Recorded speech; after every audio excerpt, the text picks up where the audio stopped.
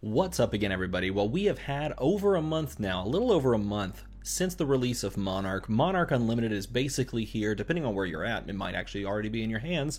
We've had high-level tournament play, we've had sealed games, we've had the opportunity to draft the set, perhaps. We've had constructed play and blitz. We've basically seen everything there is to see when it comes to format play for Monarch. So I think today is the perfect opportunity for us to sit down and talk about the best cards for each hero, the best card for each class, perhaps. So today we're going to talk about Prism, one of my favorite new classes and heroes in Monarch and in the game of Flesh and Blood. I'm super pumped to talk to you today about some of the best cards in this class. I've put together a list from 7 to 1. The best 7 cards. There's no catchy way to put it's not top 5. It's not top 10. It's top 7. I don't know why 7. It's just the 7 cards I picked. Okay, that's what I'm going with, so don't hate on me. I'm going to put them in order too. So it's going to be in order from 7 to 1. So you can not only just rip me on not including a card, you can also rip me for the fact that there's 7 and not like a weird easily divisible number. And you can rip me for putting them in the wrong order if you think that. So those are the 3 things that you can choose to put in the comments section, or you could be really kind and one of my favorite people ever and leave a nice comment down there instead. It's really up to you. You have all the power in this situation. I'm just going to give you 7 cards that I think are the most impactful for Prism. That includes light illusionist cards. It includes normal illusionist cards. It does not include light cards. Okay, so I left those out. I just wanted to focus only on Prism, and maybe we'll talk about the light cards later. Also, if you want to see the other videos that I've put together for this, keep watching the channel, and you'll see tomorrow you'll see the chain video, and the next day you'll see the let's see, we'll do Bolton after that, and then Levia, and then Shadow, and then Light, and then Generic.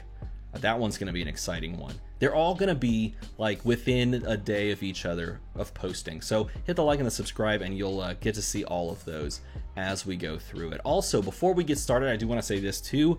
If you would like to buy singles, if you'd like to buy boxes, if you'd like to know how I build all of my decks, check the links in the description. All of those links down there in the resources section are all links that take you to these very fantastic people who put together all of these wonderful websites and stores and databases so that you can use that to build yourself up in the game of Flesh and Blood. So if you use any of those links, like for Red Riot Games or anything like that, then you will not only be able to purchase from those people or use these services in those links, you'll also support the channel. So head on down there, go to Red Riot Games, go to a FabDB, talk to Deck Edge, all that sort of thing. Those people help support the channel, and so you'd be supporting the channel that way. All right, here we go.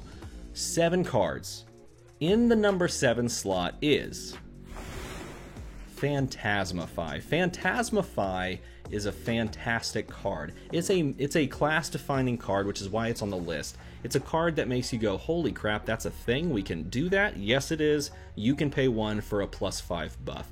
It also gives Phantasm, which of course is the drawback mechanic with Illusionist. So giving something Phantasm is a problem. Sometimes it's not that bad though, because you can combine this with a card we will talk about later to take away that Phantasm. That's a hint. If you didn't guess that card was on the list, well, you probably should have. Phantasmify, though, is super powerful in Blitz play, where giving a buff like this to any attack is gross.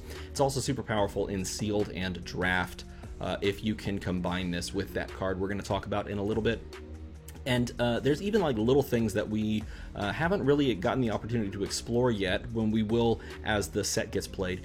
Making the attack that you put this on an Illusionist attack is huge, because if you combine this with a certain weapon that gives your Illusionist attacks go again, then you can make any generic attack an Illusionist attack with go again, which is gross. This card's really good. I put it on the list. I think it's best in the faster formats with less health, but this card's fantastic, and it is it's class defining, so it's on the list. Next on the list, in the number 6 slot, is War Tune Herald.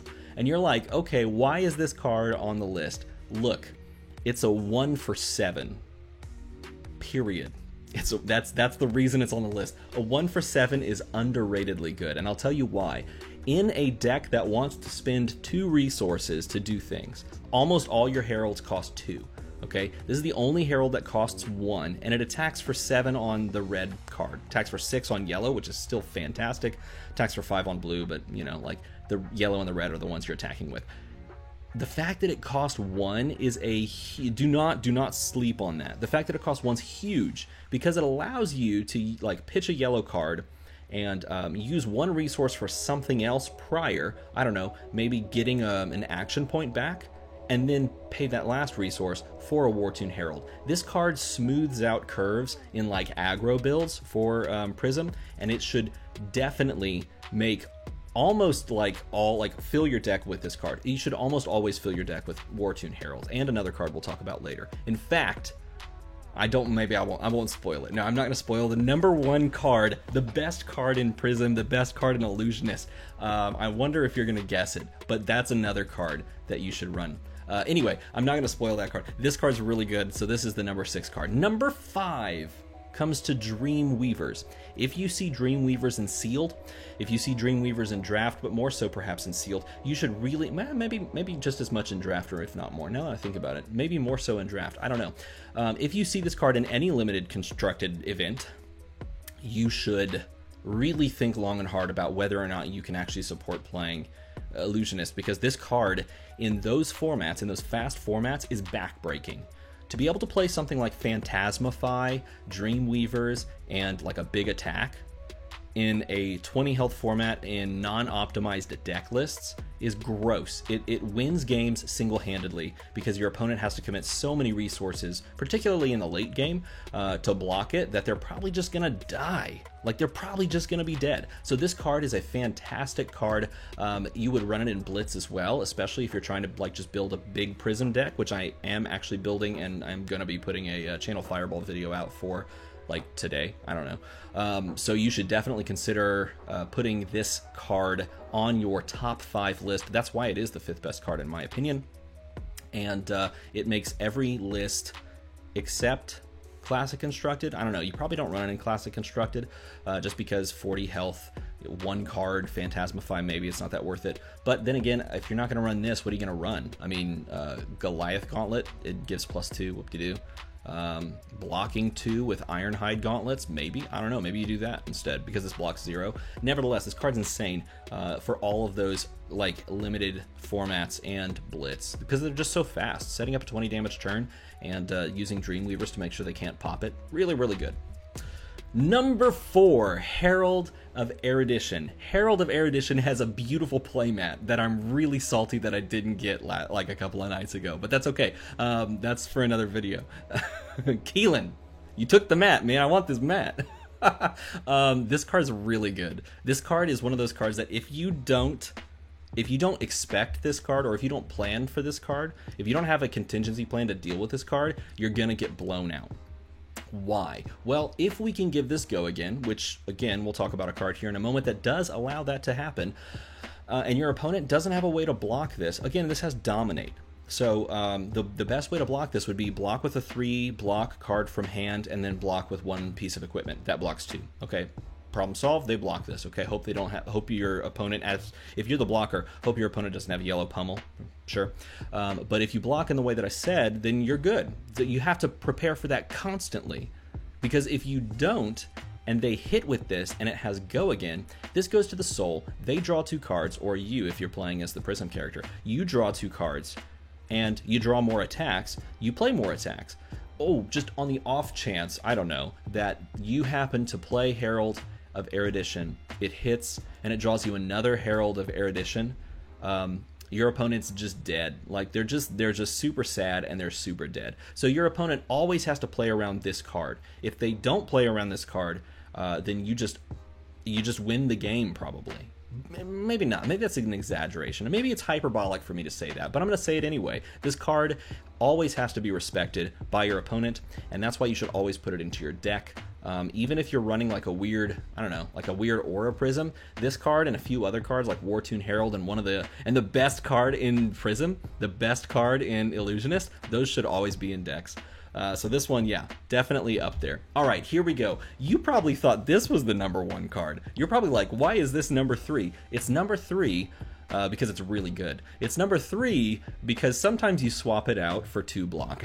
At least I do. At least sometimes I swap it out for 2 block. Nevertheless, Phantasmal Footsteps is still absolutely incredible. It allows you, if your opponent can pop your Phantasm attacks, it allows you to just refresh that action point, which is really, really good. That's just really good. It's like a go again, like a do-over. You play a big attack, they destroy it. You're like, cool, pay 1 resource, play that last big attack. Hey, this is a great time to talk about Wartune Herald. You pitch a yellow to play a 2-cost Herald. Okay, you have 2 cards left in your hand. They destroy it. You pitch another yellow, floating a resource to Phantasmal, get your action point back, and you pay the last resource to play Wartune Herald for 7 again. If you're playing a a class that doesn't have a ton of 6 attack actions, then the second one probably goes through and deals damage or takes cards from their hand. If you're playing a class that has a lot of 6 or 7s or things like that, then you're still taking 2 cards from their hand, and they have to work with a 2-card hand plus maybe an arsenal. So all in all, this card's really good. That's not even to mention the fact that this can block infinitely against certain classes, like every single turn. Like you're playing against Ira, it always blocks a Kodachi. You're playing against any ninja, you're always blocking a Kodachi. You play against a ranger on the off chance that someone's playing ranger, and you always block 1 point of a 4 attack arrow. So it's really good for that reason. Now, the last 2 cards, how do they beat that? How do they beat that? What do you think the last 2 cards are going to be? Put it in the comments below. I'm really curious to see if anyone actually thinks the best card in Prism is the card I have as number 1, because number 2 is probably the card you're thinking of. It's Luminaris. Luminaris is the second best card in Prism. The fact that they printed this is insane. It's so good. During your action phase, Illusionist Auras just become weapons with 1 attack and can attack for 0. That's fine. They don't have Go Again, though, unless you pitch a yellow card. If you pitch a yellow card, then all Illusionist attacks have Go Again. Again, you can make anything an Illusionist attack by playing Phantasmify before it, so that gives it Go Again, too. This card's so good. If you make Spectral Shields, they are all 1 attacks. All you gotta do is pitch yellow for some effect, and then you can attack with all of your Spectral Shields. Also, you can attack with all of your auras that are like played from hand. So like Genesis, Merciful Retribution, that sort of stuff. So all of those become 1 attack weapons. This card single-handedly just does everything that you'd want to do with like a big warrior, or not warrior, like a big class, like Guardian, for example. This kind of does what you want it to do. It gives you the ability to swing 2 big attacks. It gives you the ability to push like little tiny weapon chip damage. It's sort of like the linchpin for the class in a lot of ways, and that's why it's the number 2, but it's not the number 1. Do you know why it's not the number 1? It's not the number 1 because this card's just better. This is the best card in Illusionist. It is Herald of Triumph. That's Herald of Triumph. That's the best card in Illusionist. And you're looking at me and you're going, that is the dumbest thing I've ever heard, and you've closed the video. But hear me out. This is the best card in Illusionist because it is an attack that requires your opponent, in order to pop it, it requires your opponent to have a 7 attack action.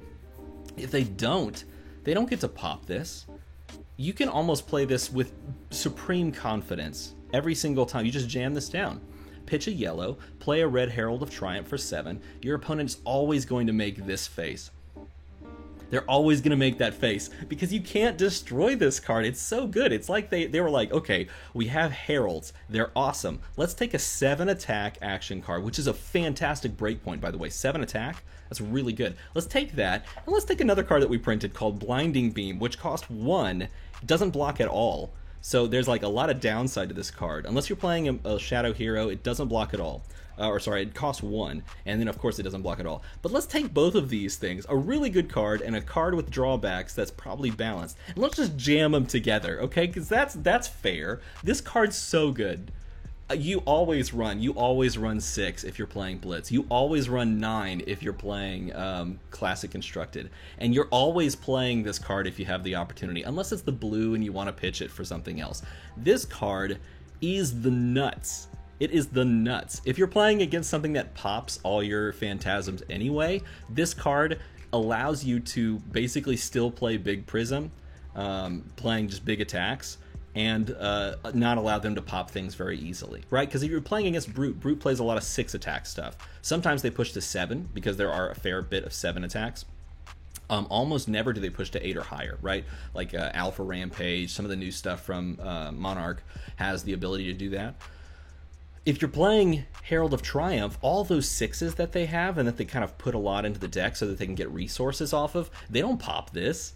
So all of a sudden they have to have one of those bigger things, and if you have this plus blinding, it's just so good. This card's so good. Tell me I'm wrong in the comments. I understand. Where would you put this if not in, you know, the first spot? Maybe you put Luminaris instead. I don't know, maybe you think Phantasmal Footsteps is first. But this card, in my opinion, is an auto-include in every Prism deck that you ever build. And it blocks 3. Oh, it blocks 3 as well. That's important to say. So that's my list. Top 7 cards from the Monarch Illusionist card pool. Anything that Illusionist can tap into, minus the light specific cards. Those are my top 7 cards. What do you think? Let me know in a comment below. What would your list be? In fact, if you want to play along, write your list down in the comments. Top 7 cards, just match mine. Top 7 cards. What do you think your 7 are? If you want to give reasoning behind your 7, come on, let's do it. Hey, also, by the way, this number is almost to 4,000. When it goes to 4,000, I'm gonna take boxes of Flesh and Blood, and I'm gonna open them on stream, and then I'm gonna give you all of the cards because I don't need any more cards of like just period. I organized my like desk, and I like reorganized my office. And I realized I have way too many cards, so anything that I open on that celebration for 4K stream, it's all gonna go to you guys. So if you want to be like part of that, if you want to be entered in to win like packs for free, and maybe like I have a playmat that I'm gonna give away and some other stuff like that. If you want to be entered into that, watch this channel, hit subscribe so that you can see when I post the video to tell you how to actually enter that. That's going to happen pretty soon, but that number has to go to the other number. Like that number has to go to 4,000. And to do that, that number up there has to go to the next number. Also, thank you if you're a patron. You guys are amazing. I have something planned special for you guys, the patrons, very soon. And I'm going to be kind of retooling some patron stuff to give you even more value. I'm raising my eyebrows. Even more value. As always, everybody, thanks for watching.